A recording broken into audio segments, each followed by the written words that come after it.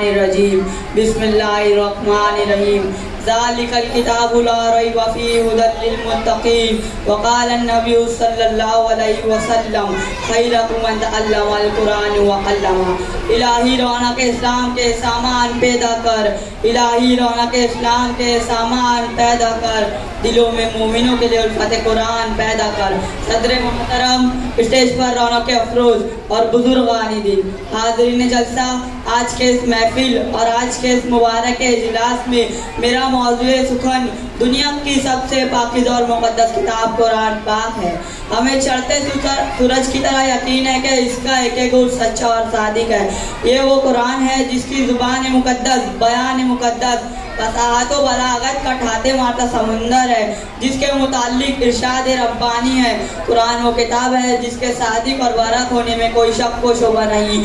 اس کے بارے میں محسن انسانیت حضور پاک صلی اللہ علیہ وسلم نے ارشاد فرمایا کہ تم میں سے سب سے بہتر شخص وہ ہے جو قرآن سیکھے اور سکھائے۔ دعا کیجئے کہ خداوند قدوس ہم سب کو قرآن کی دولت سے مالا مال کر دے، آمین۔ نوجوان دوستو،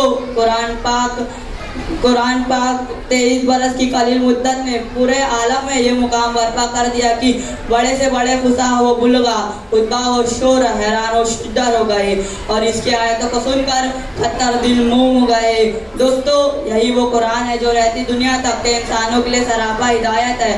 یہی وہ قرآن ہے جس کی وجہ سے رسول کی رسالت کو ذات بخشا۔ یہی وہ قرآن ہے جس کی برکت سے جنات و شیاطین کا آسمانوں پر جانا بند ہوا۔ یہی وہ قرآن ہے جس کی نظیر پیش کرتے ہی ساری دنیا حاضر و قاصر ہو گئی۔ یہی وہ قرآن ہے جو ضلالت و گمراہی کا درد دیتا ہے۔ یہی وہ قرآن ہے جو سچائی اور امانت داری کا درد دیتا ہے۔ یہی وہ قرآن ہے جس کی بدولت عمر فاروق رضی اللہ عنہ کو ایمان نصیب ہوا۔ محترم حضرات، آج کے اس نازک دور میں حفظ کلام پاک کو فضول سمجھا جاتا ہے اور اس کے آیتوں کو رٹنا حماقت بتلایا جاتا ہے۔ کہا جاتا ہے کہ اس کے الفاظوں کو رٹنا اور اسے بے سمجھ پڑھنا بے سود ہے۔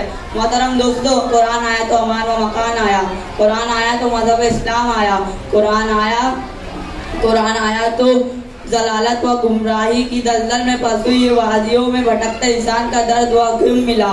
قرآن آیا تو امان و مکان میں زندگی آئی، قرآن آیا تو سلامتی اور شریعت ملی، قرآن آیا تو دوستو سب کچھ ملا۔